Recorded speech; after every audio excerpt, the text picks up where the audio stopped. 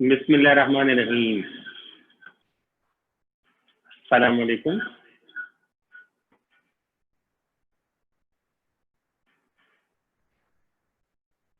क्या हाल है प्यारे बच्चों?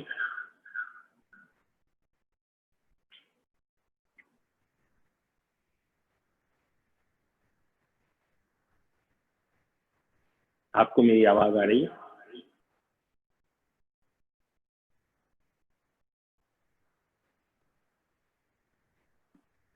आपको मैं दिखाई दे रहा हूँ?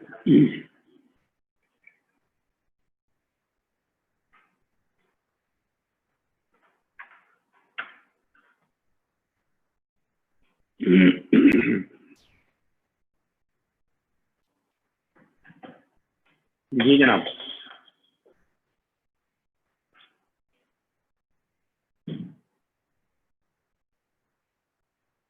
तो अगर आपको सबको मेरी आवाज सुनाई दे रही है, मैं दिखाई दे रहा हूँ, तो क्या करना है? सर पकड़ना है।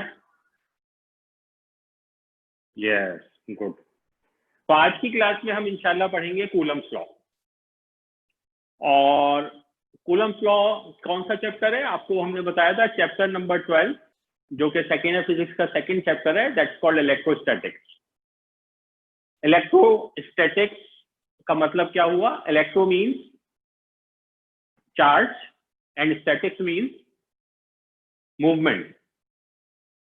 ठीक है? Static means movement. Static means movement. जिंदगी में कभी स्टैटिक का लफ्ज सुना? या अल्लाह, स्टैटिक का लफ्ज सुना इस फॉर्म में। Static means at rest. Electrostatics means charges at rest. तो हम इस पूरे चैप्टर में ऐसी तमाम प्रॉपर्टीज और लॉज पढ़ेंगे जो चार्जेस एट रेस्ट से मुताल्लिक हैं, इसलिए इस चैप्टर का नाम है इलेक्ट्रोस्टैटिक्स। और जिस तरह से ग्रेविटेशन में या लॉज ऑफ मोशन की बात करें, तो जिस तरह से मैकेनिक्स में या ग्रेविटेशन में सबसे अहम लॉ है न्यूटन्स लॉ और सबसे अहम साइंसदान का नाम है न्यूटन, इसी तरह से इलेक्ट्रोस्टैटिक्स में सबसे अहम लॉ है कूलम्स लॉ और सबसे अहम साइंसदान का नाम है कूलम। किसी को Newton's law of universal gravitation याद है? Newton's law of universal gravitation किसी को याद है? कासिम कासिम हसन साहब स्टेटमेंट बता सकते हैं न्यूटन्स लॉ की? सर इनको अनम्यूट करेंगे, हम जरा कासिम साहब से सुनना चाहेंगे न्यूटन्स लॉ की ग्रेविटेशन की स्टेटमेंट, क्योंकि कूलम्स लॉ की स्टेटमेंट मुझे याद नहीं आ रही।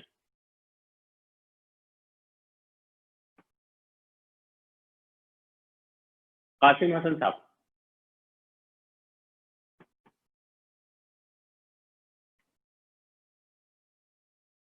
नहीं सर, अभी अनम्यूट नहीं हुआ कासिम हसन। कासिम आप अपने पास से भी अनम्यूट करें अपने आप को।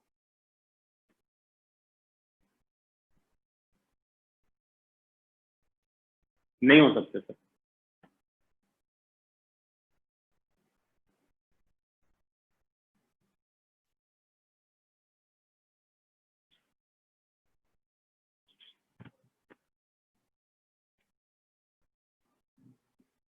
और हसीब को भी कर दीजिएगा। हसीब साहब।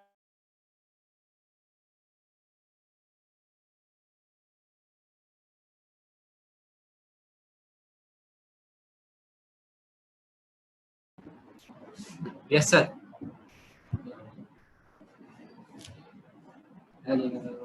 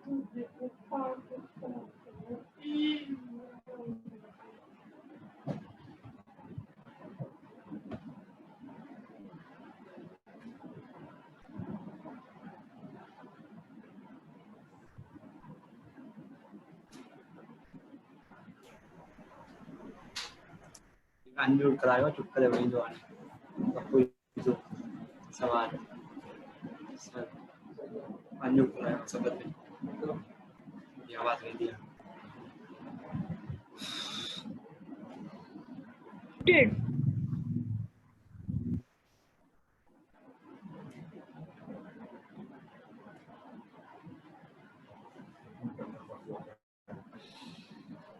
चले मैं खुद बता देता हूँ। आज की क्लास में अगर आपको याद हो न्यूटन लॉ ऑफ ग्रेविटेशन आपने पढ़ा था कि एक हर मास दूसरे मास पर एक फोर्स लगाता है। Every body in the universe attracts every other body with a force which is directly proportional to what? Masses. Product of their masses. And inversely proportional to what? Square of distance between their centers. Excellent. That was about masses. That was about Newton's law of gravitation. अब हम बात कर रहे हैं charges की। आपको पता है charges attract or repel each other. Like charges repel each other, unlike charges attract each other. तो like charges और unlike charges एक दूसरे पर फोर्स लगाते हैं और उस फोर्स को डिस्क्राइब किया है कूलम साहब ने और उस लॉ का नाम है क्या? Coulomb's law. तो जिस तरह से न्यूटन लॉ ऑफ ग्रेविटेशन थी जो ये कहती है कि force between two bodies is directly proportional to product of their masses, इस तरह कूलम्स लॉ ये कहती है कि force between two charges is directly proportional to product of their charges. वहां थे क्या? मासेस जो अट्रैक्ट कर रहे हैं और यहाँ पर है क्या? चार्जेस जो यहाँ अट्रैक्ट करेंगे या क्या करेंगे? रिपेल करेंगे। दोनों सूरतों में it's a force, whether force of attraction और force of repulsion. So that is the force discussed in Coulomb's law, and Coulomb's law says that force of attraction and repulsion between two charges is directly proportional to the product of their masses. Masses या charges? Charges. Force of attraction or repulsion between two charges is directly proportional to product of their charges and inversely proportional to square of distance between them. जैसा कि Newton law of gravitation में था। ठीक है, तो Coulomb's law की statement लिखेंगे सब लोग मिलके। लिखिए, I will be dictating and you will be writing. Sir अब जो अनम्यूट है उनको भी म्यूट कर दे क्योंकि बाकी बच्चों को बैकग्राउंड नॉइस आ रही है। कूलम्स लॉ की स्टेटमेंट आप लिख रहे हैं, द फोर्स ऑफ अट्रैक्शन और repulsion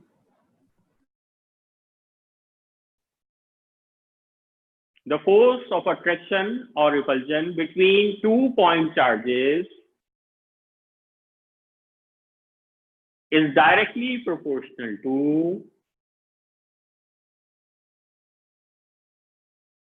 the force of attraction or repulsion between two point charges is directly proportional to product of their charges,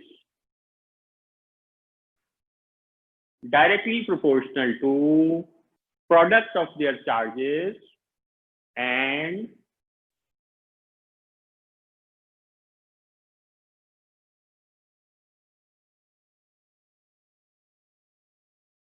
inversely proportional to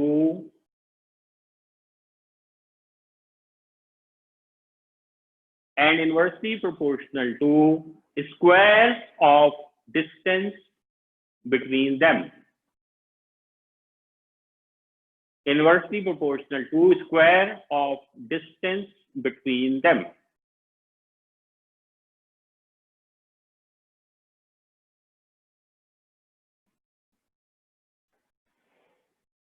The Coulomb's force statement continued है, full stop के बाद लिखना है। the Coulomb's force acts along the line.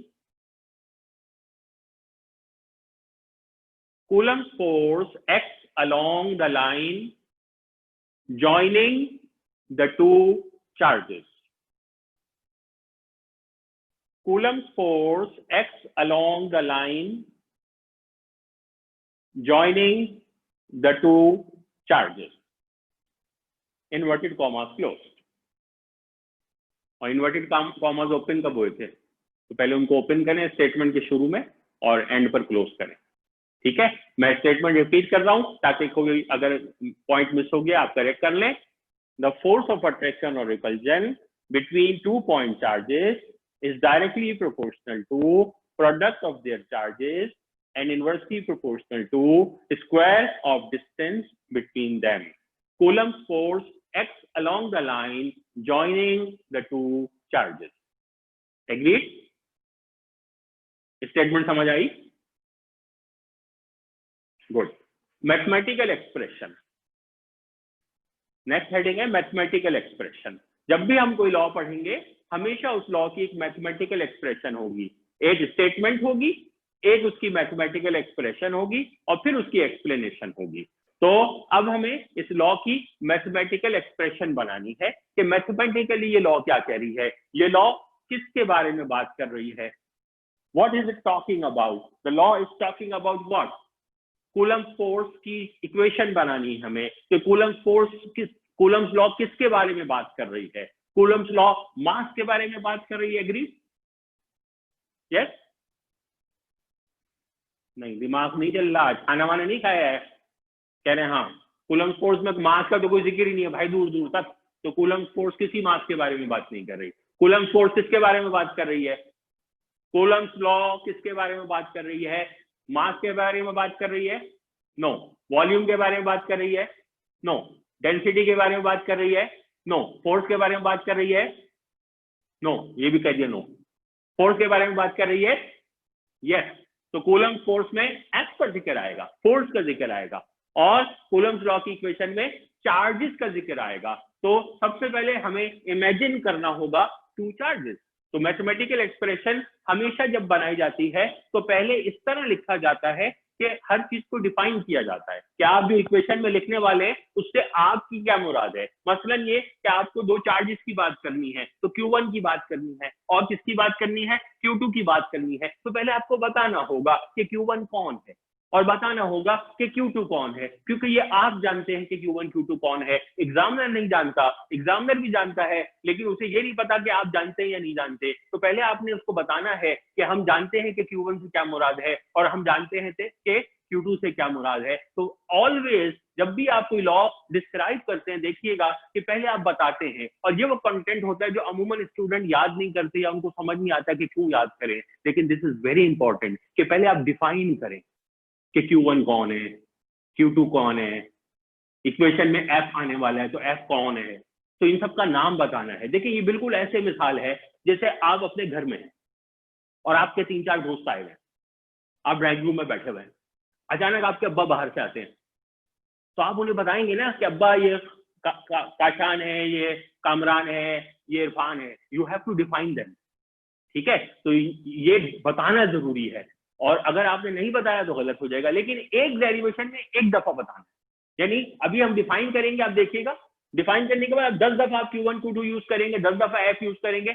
अब आपको दोबारा बताने की जरूरत नहीं है. ये बिल्कुल ऐसा ही है कि अब्बा आए, आपने उनको बताया अब्बा ये कामरान है, ये काशान है, ये रिजवान है.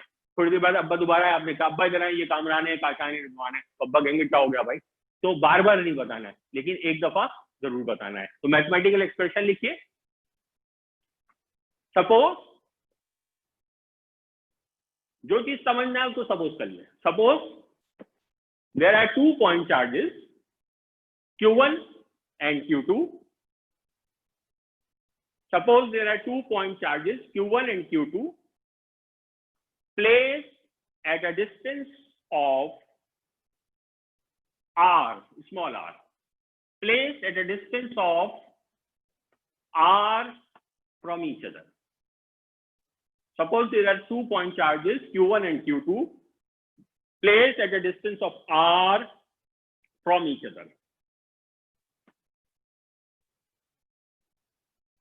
ठीक है, तीनों नाम बता दिए आपने, काशान, कामरान और रिजवान, तीनों को बता दिया आपने। ठीक है, अब लोगों को ये भी बताना है अब्बू कौन है। ठीक है, तो आगे बढ़िए। The electrostatic force between them, the electrostatic force between them called Coulomb's force. The electrostatic force between them called Coulomb's force is given by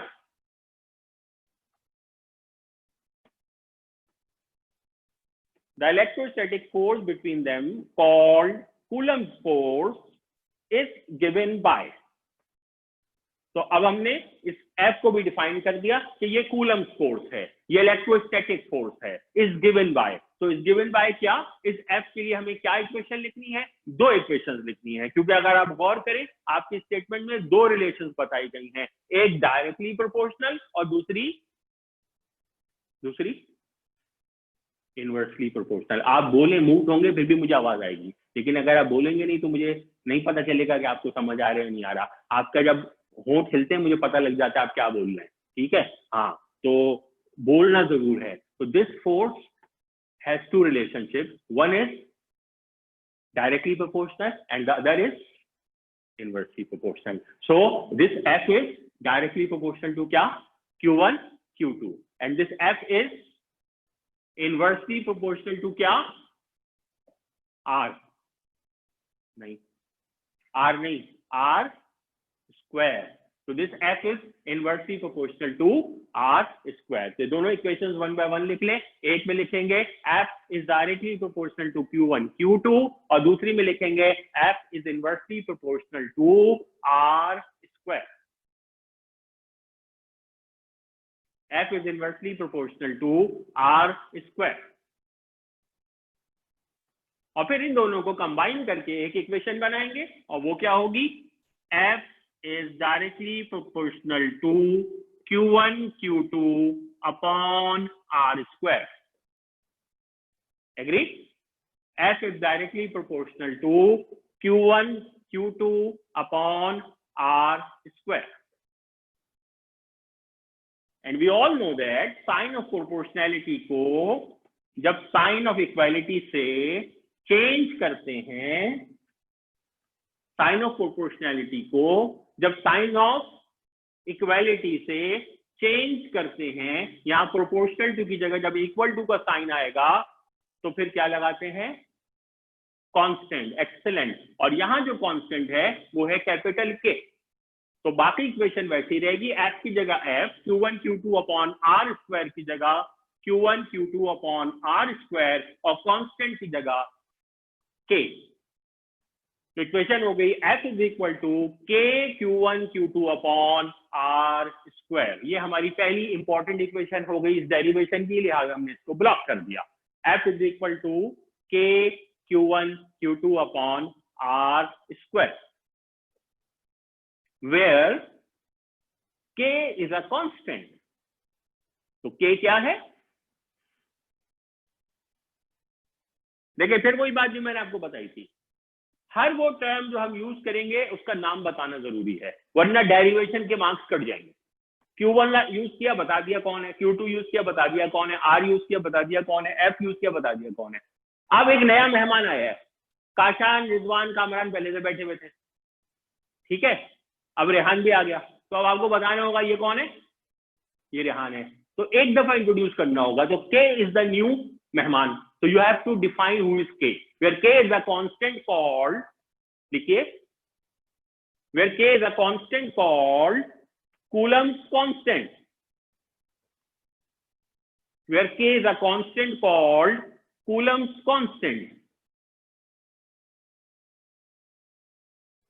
its value depends upon medium between the charges। its value depends upon medium between the charges।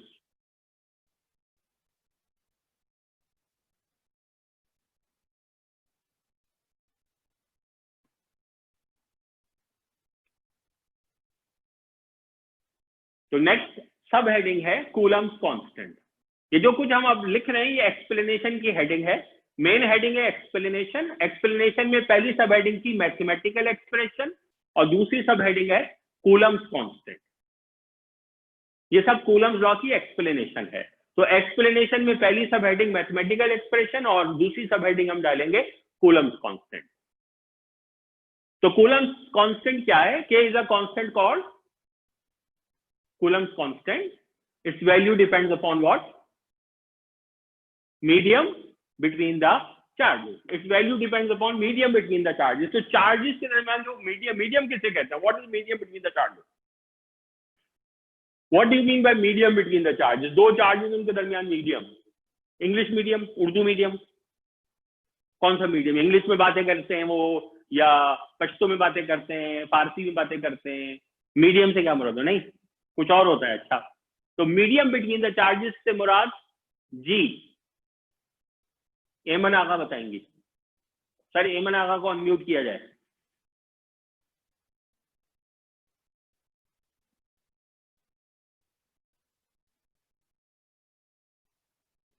एमन आप अपने पास से भी unmute कीजिए। Sir, space between the two charges?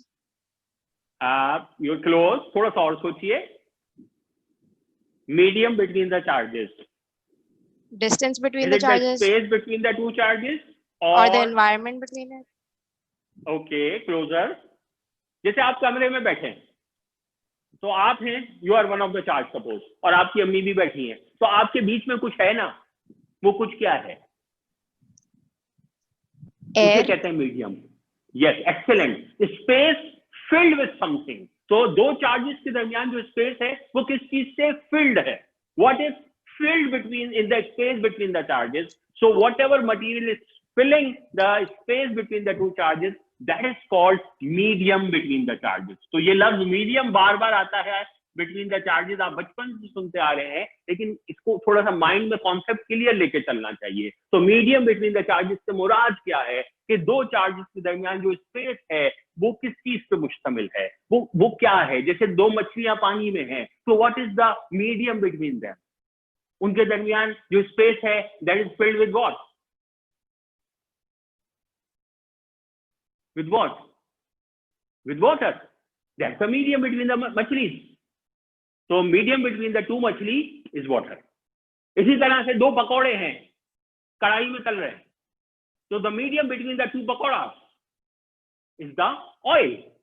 तो वहां पे oil है। तो मीडियम बिटवीन द चार्जेस से मुराद के दो चार्जेस के दरमियान जो स्पेस है वो किस मटेरियल से फिल्ड हुई हुई है, that is called medium between the charges. तो हम ये कह रहे हैं, या कूलम साहब ने बताया कि कूलम कांस्टेंट यानी कि ये के डिपेंड करता है किस पर?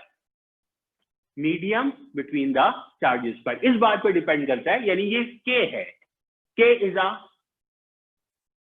अ कांस्टेंट, तो it is suppose to stay constant. तो ये कांस्टेंट रहेगा। आप चार्जेस बदल दीजिए, डिस्टेंस बदल दीजिए, कांस्टेंट रहेगा। लेकिन ये कब बदलेगा? ये किस पे डिपेंड कर रहा है? जब दोनों चार्जेस के दरमियान क्या बदलेगा? मीडियम। तो the medium between the charges will decide the value of k। तो अगर चार्जेस के दरमियान मीडियम चेंज हो गया तो फिर ये कांस्टेंट नहीं रहेगा, फिर इसकी वैल्यू चेंज हो जाएगी। तो अब हम कूलम्स कांस्टेंट को थोड़ा और डिटेल में पढ़ना चाहेंगे। सो कूलम्स कांस्टेंट जो सबसे पहले कूलम साहब ने डिस्क्राइब किया और डिफाइन किया और साइंटिफिकली एक्सपेरिमेंटली इसकी वैल्यू निकाली, तो उन्हें ये पता चला कि कूलम कांस्टेंट दरअसल पहले से आइडेंटिफाइड, पहले से डिफाइंड एक और कांस्टेंट पे डिपेंड करता है।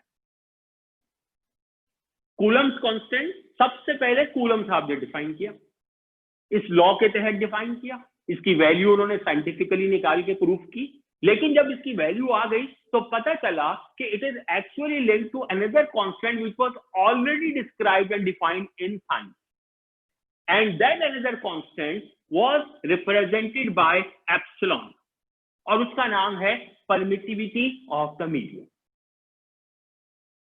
किसकी permittivity? Of the medium. Medium कौन? मीडियम कौन? The space filled between the two charges with a material that is called medium. और उस medium की का एक constant होता है जिसे क्या बोलते हैं, permittivity of the medium. तो वो जो permittivity of the medium है that defines the value of K. और परमिटिविटी ऑफ मीडियम कूलम साहब ने नहीं निकाला था, ये पहले से मालूम था एक कांस्टेंट लोगों को, जैसे डेंसिटी होता है ऐसी परमिटिविटी था। एंड के की वैल्यू पता चली उनको कि के की वैल्यू किसी भी मीडियम के लिए निकालें तो के की वैल्यू बराबर होती है 1/4 pi epsilon. The value of K is equal to 1/4 pi epsilon, where epsilon is another constant called permittivity of the medium. ठीक है, तो यहां से फर्दर प्रूफ हो गया कूलम्स कांस्टेंट किस पे डिपेंड करता है, कूलम्स कांस्टेंट किस पे डिपेंड करता है, 4 पाई एप्सिलॉन पे। 4 पाई तो फिक्स है और एप्सिलॉन भी एक मीडियम के लिए फिक्स है, लेकिन मीडियम चेंज होगा तो एप्सिलॉन चेंज होगा और के चेंज होगा। तो के डिपेंड करता है एप्सिलॉन पे। What is epsilon? Epsilon is the permittivity of the medium.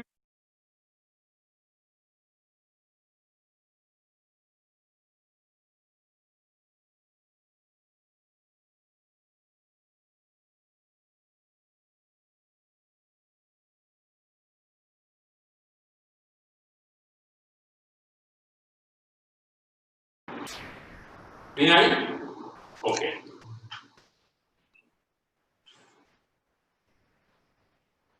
अब आ रही है बस? नहीं आ रही?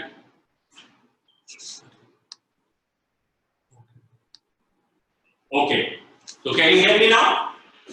यस और no? Yes sir, okay. So Coulomb's constant depend करता है एक और कांस्टेंट पे which is permittivity of the medium. Coulomb's constant depend करता है एप्सिलॉन पे। Epsilon is the permittivity of the medium. Epsilon की वैल्यू पहले से डिफाइन थी। कूलम कांस्टेंट किसने डिफाइन किया? कूलम साहब ने। और इत्तेफाक से उन्हें पता चलेगा कि ये के की वैल्यू एप्सिलॉन पे डिपेंड करती है। k is equal to 1/4 pi epsilon. तो इससे इस इक्वेशन को देख के क्या आप मुझे बता सकते हैं कि k और एप्सिलॉन का क्या रिश्ता है? गुड, यानी कि एप्सिलॉन की वैल्यू बढ़ेगी तो k की वैल्यू कम होगी, एप्सिलॉन की वैल्यू कम होगी तो k की वैल्यू बढ़ेगी। तो अगर हम ऐसा मीडियम लेंगे जिसका एप्सिलॉन ज्यादा है तो उस मीडियम में k की वैल्यू क्या कम होती जाएगी? कम होती जाएगी। ठीक है, बिकॉज k और एप्सिलॉन का इनवर्स रिलेशन है। एप्सिलॉन डिनोमिनेटर में है, तो जब डिनोमिनेटर में वैल्यू होती है तो उसके बढ़ने से आपका आंसर कम हो जाता है। तो नेक्स्ट हेडिंग डालिए कूलम्स कांस्टेंट और आगे लिखिए the value of Coulomb's constant for any medium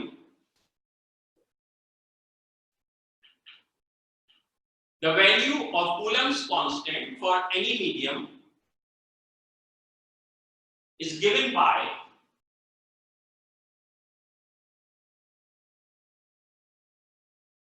the value of Coulomb's constant for any medium is given by equation k is equal to 1/4 pi epsilon.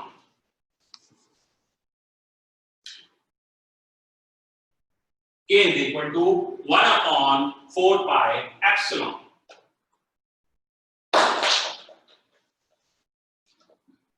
Where epsilon is permittivity of the medium.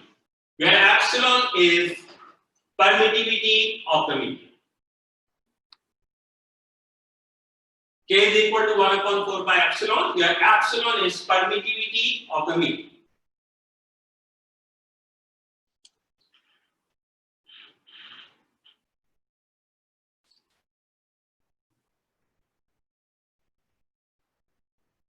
हम क्या पढ़ रहे थे आज?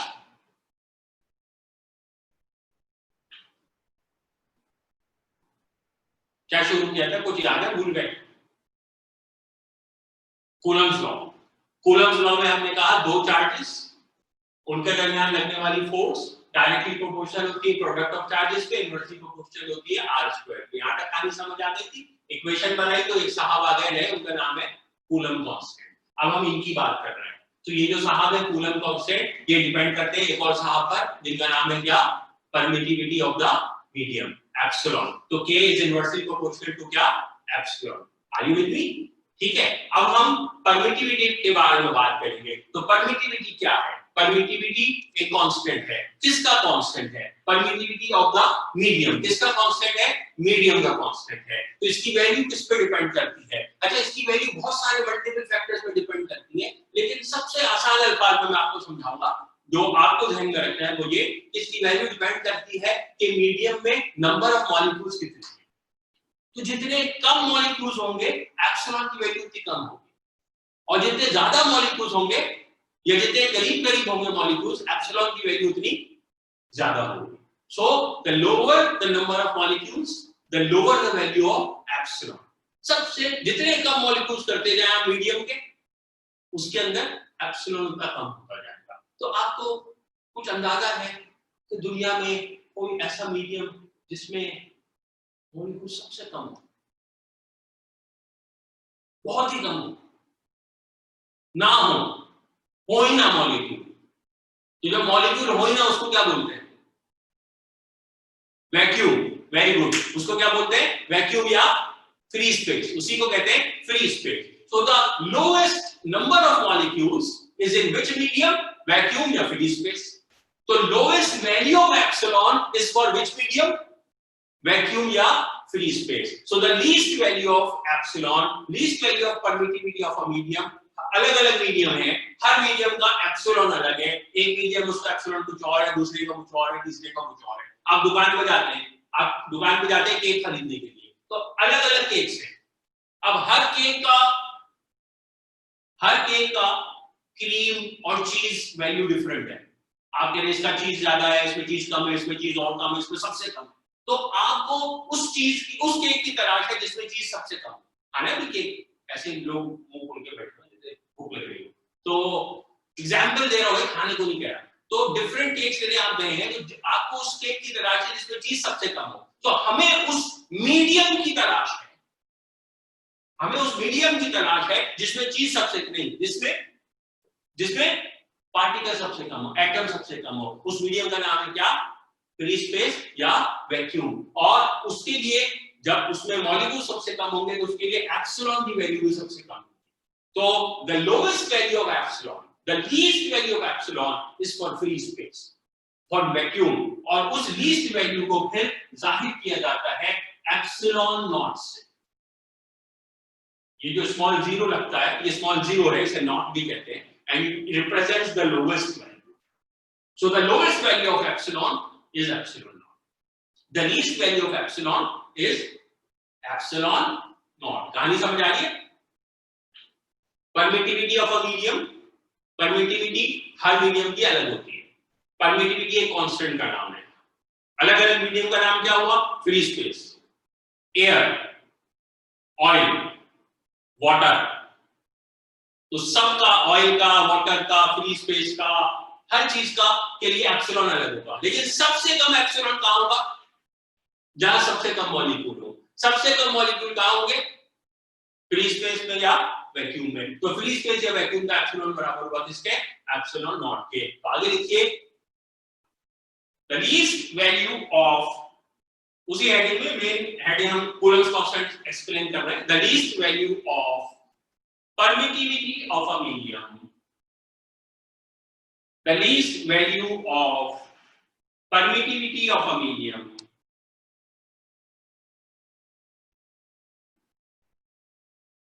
is for free space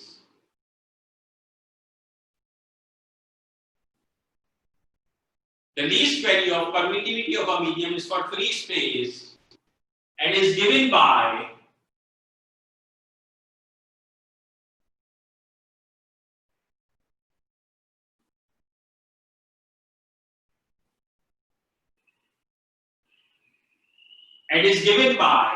equation लिखेंगे क्या? Epsilon is equal to epsilon naught. Equation लिखेंगे epsilon is equal to epsilon naught. The least value of permittivity of a medium is for free space and is given by epsilon is equal to epsilon not.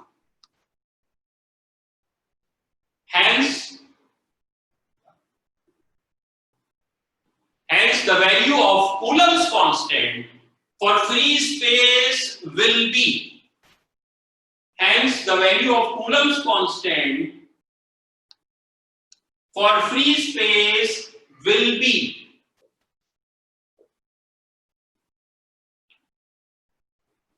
तो Coulomb's constant की equation क्या थी? ढूंढे k is equal to क्या? 1/4 pi epsilon.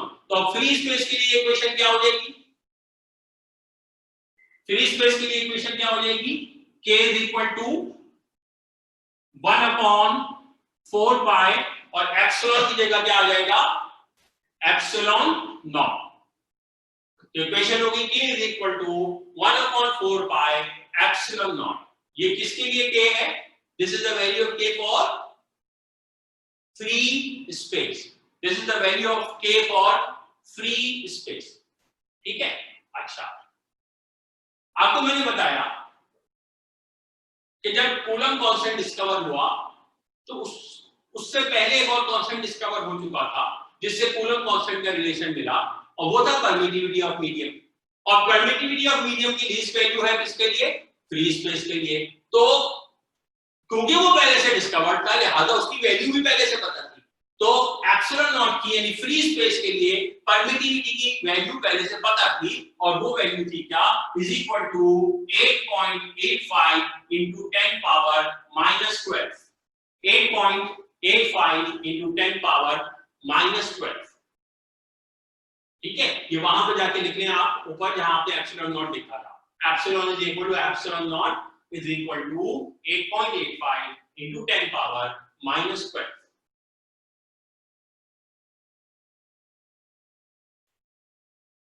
इस value का फायदा क्या हुआ? क्या हम इसकी मदद से कूलम कांस्टेंट निकाल सकते हैं? Yes, for which medium? For free space, for vacuum. Very good. तो k की वैल्यू हम निकालना चाहेंगे वैक्यूम के लिए। तो वैक्यूम के लिए आपने अभी k की इक्वेशन लिखी, k is equal to 1/4 pi epsilon naught। अब इस इक्वेशन में वैल्यूज प्लेस करते हैं epsilon naught की भी और pi की भी। तो k is equal to क्या? k is equal to 1/4 की जगह 4, pi की जगह 22/7 और epsilon naught की जगह 8.85 into 10 power minus 12। 1/4 pi into epsilon naught। pi की वैल्यू प्लेस की, epsilon naught की वैल्यू प्लेस की, और जब आप इसको कैलकुलेटर में डालेंगे, क्लास के बाद करके जरूर देखिएगा, फिलहाल मैं वैल्यू डायरेक्ट लिख रहा हूं, तो आपके पास आंसर आएगा something around 8.999 into 10 power 9। 8.99 into 10 power 9 which is approximately equal to क्या? 9 into 10 power 9। तो कूलम कांस्टेंट की वैल्यू हासिल हो गई हमें for free space. Free space के लिए कूलम कांस्टेंट की वैल्यू है क्या? 9 into 10 power 9। Agreed? Free space के लिए कूलम कांस्टेंट की वैल्यू है क्या? 9 into 10 power 9। ये कहां से आई? आप ये वैल्यूज प्लेस कीजिए, 22/7 और एप्सिलॉन नॉट की वैल्यू प्लेस कीजिए, 1 से इन सबको डिवाइड कीजिए, 1 को इन सबसे डिवाइड कीजिए, तो आपके पास k का आंसर आ जाएगा 9 into 10 power 9। अब ये k का जो आंसर है ये थोड़ा नामुकम्मल अधूरा लग रहा है। किस चीज की कमी है? इस आंसर में कुछ कमी लग रही है? किस चीज? यस, यूनिट की कमी है। एक्सीलेंट। तो हमें इसका यूनिट चाहिए, we need the unit। तो k का यूनिट कहां से आएगा? किसी भी टर्म का यूनिट याद रखिए उसकी फर्स्ट इक्वेशन से आता है। हमेशा जब भी आपको यूनिट चाहिए उसकी जो पहली इक्वेशन दुनिया में आई थी उस इक्वेशन से जाके पूछिए। तो k सबसे पहले किस इक्वेशन में आया? कूलम्स लॉ में। कूलम ने डिफाइन किया है, तो कूलम लॉ से पूछिए कि भाई k का यूनिट क्या होगा। तो अगर आप कूलम लॉ से जाके पूछेंगे तो k किसके बराबर होगा? k की इक्वेशन बनानी है तो f r² डिवाइड हो रहा है, वहां जाकर मल्टीप्लाई, q1 q2 मल्टीप्लाई हो रहा है, वहां जाकर डिवाइड। तो k इज इक्वल टू क्या? f इनटू क्या? r² अपॉन क्या? q1 q2। सही। फोर्स का यूनिट फोर्स का यूनिट न्यूटन, डिस्टेंस का यूनिट मीटर, आर स्क्वायर का यूनिट मीटर स्क्वायर, चार्ज का unit coulomb, Q1 into Q2, coulomb into coulomb means coulomb square. तो K का यूनिट आप इक्वेशन से पूछिए, वो आपको बता रही है कि K का यूनिट बना newton metre square upon coulomb square, newton metre square upon coulomb square. तो जहां आपने K की वैल्यू लिखी है फ्री स्पेस के लिए, आगे यूनिट भी लिख लीजिए 9 into 10 power 9 newton metre square upon coulomb square. ठीक है, हमें पता है हम 5 मिनट ऊपर जा चुके हैं, लेकिन कोई बात नहीं, आपको ब्रेक मिल जाएगा, परेशान ना हो। K is equal to 9 into 10 power 9 newton metre square upon coulomb square. Are you with me? हमने पढ़ा permittivity of medium, free space के लिए परमिटिविटी की value epsilon is equal to 8.85 into 10 power minus 12, और ये वैल्यू बाकी तमाम medium के मुकाबले में सबसे ज्यादा है। ठीक है, एप्सिलॉन नॉट की वैल्यू बाकी सब मीडियम से के मुकाबले में ज्यादा होती है। एग्री कर रहे हैं?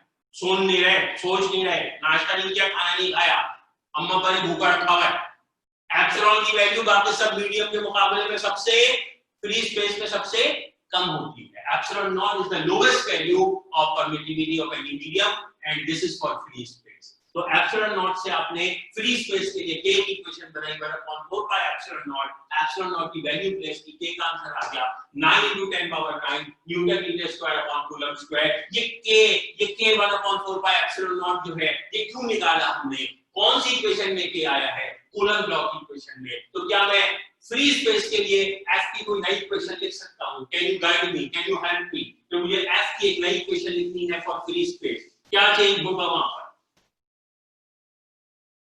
यस, तो यहां पर K की जगह क्या आ जाएगा? F इज इक्वल टू क्या? K की जगह क्या आ जाएगा फ्री स्पेस के लिए? 1/4 pi epsilon naught। तो F is equal to 1/4 pi epsilon naught Q1 Q2 upon R square। लिखिए, hence for free space